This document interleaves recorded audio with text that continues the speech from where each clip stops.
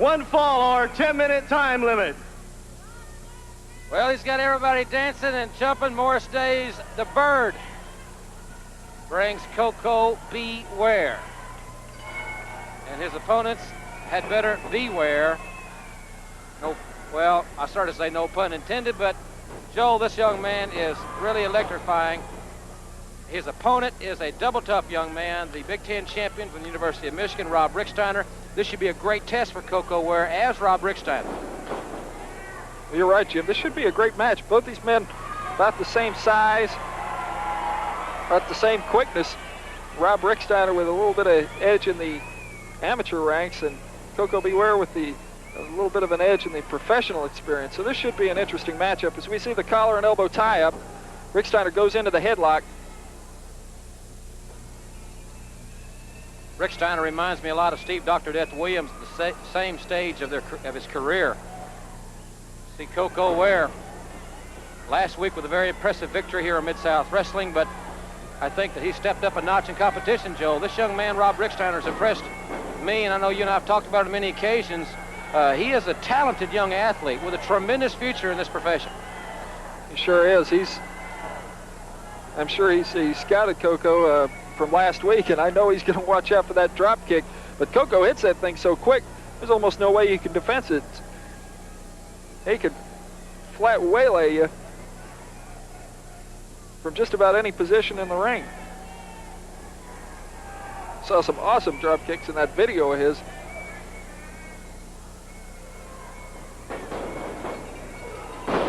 Ricksteiner with a football-like tackle. Coco Ware. Well, that's... Ricksteiner's not going to sprain his ankle landing on his head. That's for darn sure, I'll tell you. Coco Ware is explosive from any position. Sure is. He's quick. I think Rob Ricksteiner is trying to rearrange his strategy here.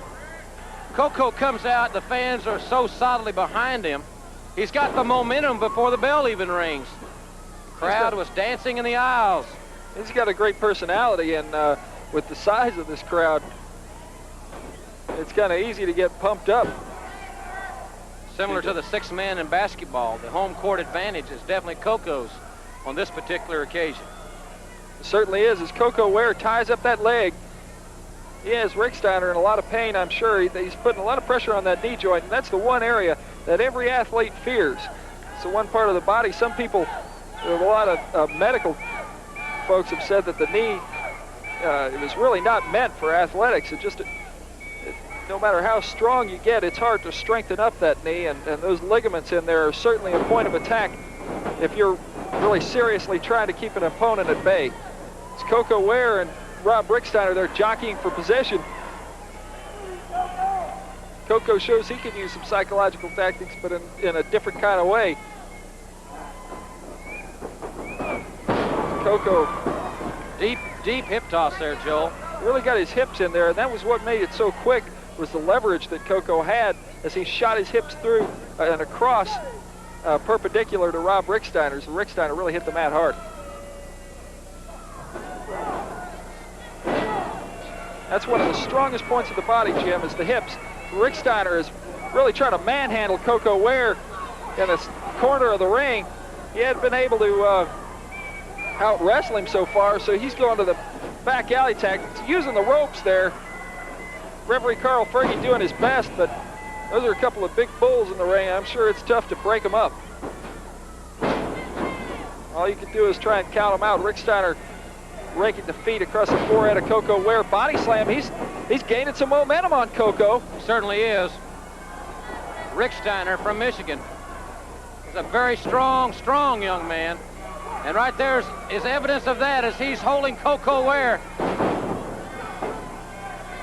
Oh, he tossed Coco down to the mat. Coco's got to reach down a little bit now. Ricksteiner has really gained the momentum. Coco Ware obviously in great condition.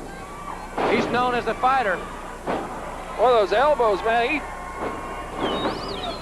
He forced Ricksteiner to turn loose as Ricksteiner goes up high. Coco Ware got him up there. Coco showed off a little bit through the bird there. Coco's confidence is so far unshaken. He goes to the second rope. Yeah, man! Alive! Man! He just about decapitated Rob Ricksteiner as he gets allowed.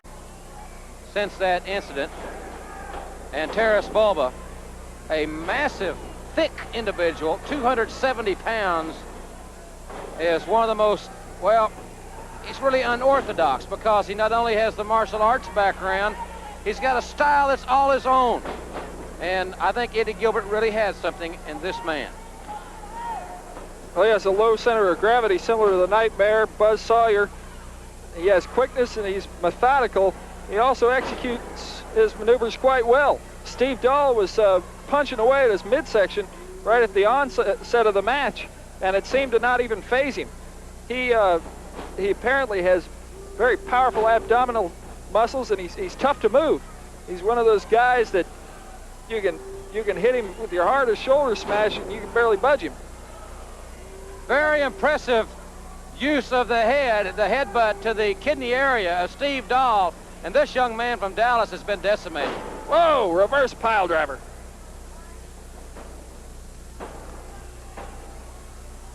Taras Bulba, ladies and gentlemen, with a reverse pile driver, and this man is quite an athlete as we see hot stuff. Eddie Gilbert. Star.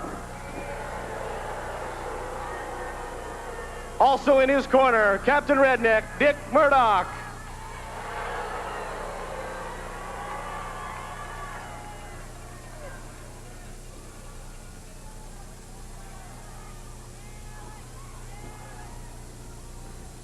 Introducing the blue corner from St. Petersburg, Florida, weighing 220 pounds, Brett Wayne Sawyer.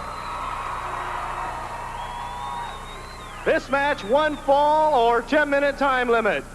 Your referee, Carl Fergie. All right, ladies and gentlemen, we're back here in Mid-South Wrestling. There you see the masked superstar. He will be seconded by the rowdy Texan from Waxahachie, Dick Murdoch, as the superstar goes against the younger brother of Mad Dog Buzz Sawyer, Brett Wayne Sawyer. And Joe, one of the most noticeable things that we need to cover, I think, here at the outset, is that Brett Sawyer is giving away some 50 pounds to the big masked man. But I don't know if I don't think that has intimidated this young man yet. I've never seen him intimidated. I think that runs in the Sawyer family. I'm sure Brett is, as long as he's been in the pro ranks, I'm sure he's got used to going into a match with a weight disadvantage. The thing that strikes me as strange is Dick Murdoch seconding the masked superstar. And we've seen him do it before, but I think it's kind of ridiculous because an international star like the masked superstar certainly doesn't need anybody out there seconding him. I think the situation with Ted DiBiase has got to such a boiling point that Dick Murdoch, I think he's afraid to be anywhere where the masked superstar is not. Well, he wants Ted DiBiase to be by himself. He most certainly does. But it's not a reciprocal feeling, quite obviously, and as far as Murdoch is concerned. The masked superstar there pulling the tides of Brett Wayne Sawyer. And, you know, we've talked about matchups and physical abilities and so forth week after week. This is a great example. The superstar pulling the tides of Brett Wayne Sawyer. He pulls them much more, and we may have to go to black here, Joe. But Sawyer has got tremendous quickness and speed. There's no doubt about it, and he has to utilize it against this tremendously strong and large man. Well, this is a great matchup, and it's quickness and strength against size and veteran ability.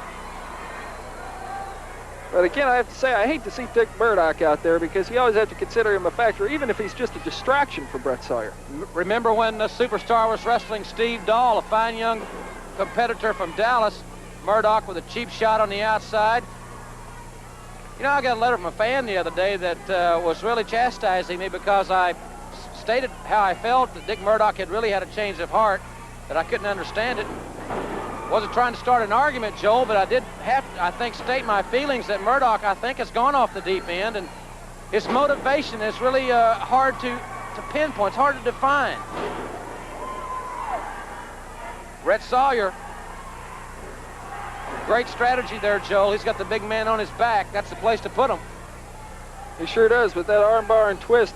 The could have turned it into a reverse half Nelson. I think he got closer to the pinning predicament, but on the Masked Superstar, you really have to wear him down a lot more. But look at the action. Brett Sawyer, brother, he is like grease lightning, a high drop kick. He got way up there, and he's doing quite well against the Masked Superstar. He sure is. He's sticking to his game plan, and I got to give him credit for that. Brett Sawyer, but he's looking over his shoulder at every instance, and that may be the deciding factor. Well, that's a distraction. He's thinking about Murdoch, and how can you think about what you're going to do next in the match if you're sitting there looking at somebody on the outside of the ring? Brett Sawyer going up for the flying head scissors, but he's in the corner. And man, the Masked Superstar has just turned the tide. There's a knee drop. I thought the Masked Superstar was going to try and pin him right there. But Sawyer's fighting back. What a heart. Well, I said I think it runs in the family. Now he does it one more time right across the steel cable. Sawyer's hurt. That sure is. That red tape surrounds the steel cable. That's a deadly weapon. Referee down, and both these men are in it, but Sawyer gets on top. He's got him tied up. Yes! Sawyer had him tied up, but the referee knocked out of position by the legs, and Murdoch comes all the way off the top with those cowboy boots. Oh, man! Murdoch planted that Tony Lama right in the back of Brett Wayne Sawyer, and Fergie, who is a look of daze on his face. 1, 2, and 3, Murdoch once again. Along with that great ring strategy that he has is Mendoza. I mean, see him in the turnbuckles here. He's keeping Terry Taylor wound up in the ropes, and it's to his advantage. I think he just messed up by taking him out of the ropes there, but he has Terry Taylor's arm. He has it hurt. Terry Taylor trying to fight back. A right to the face, right into the chops, and now Terry Taylor returns it in kind. Terry with a beautiful fireman's carry. Oh, yeah! Tommy Gilbert started the count.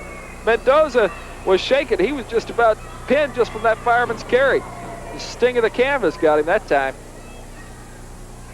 You know, Joel, next week, I can't wait till next week's program. We'll have the Rock and Roll Express right here on television live next week. It should be quite an hour because they electrify people wherever they go. We're looking forward to seeing Ricky Morton and Robert Gibson back in the Mid-South next week here on television. Yes, sir. And we're also trying to sign a Mid-South Tag Team title bout. But Terry Taylor gets out of the way of that elbow. Mendoza came off hard with a lot of velocity, but he's a little bit out of balance. And Terry Taylor is one man. No matter how quick you come off those ropes and go for that elbow, you got to be ready for Terry Taylor to get out of the way because he is cat quick. End of the ropes. Once again, Gustavo Mendoza trying to tie Terry Taylor up by using that arm, but he pulls him back out. Mendoza has been very impressive, Joel, in this contest because Terry Taylor's one of the top 3 or 4 athletes in all of professional wrestling. He sure is. And look at this. Mendoza has found a strategy. Unorthodox as it is yet effective. He's using the ropes and the arm, and he's taking full advantage of referee Tommy Gilbert's count. Oh, stinging right crosses. Taylor fires him off. Elevation, but Gustavo Mendoza lands on his feet. Both men come off the ropes. Terry Taylor ducks underneath the clothesline. Whoa, man, the action's going. Terry Taylor with a 5-arm.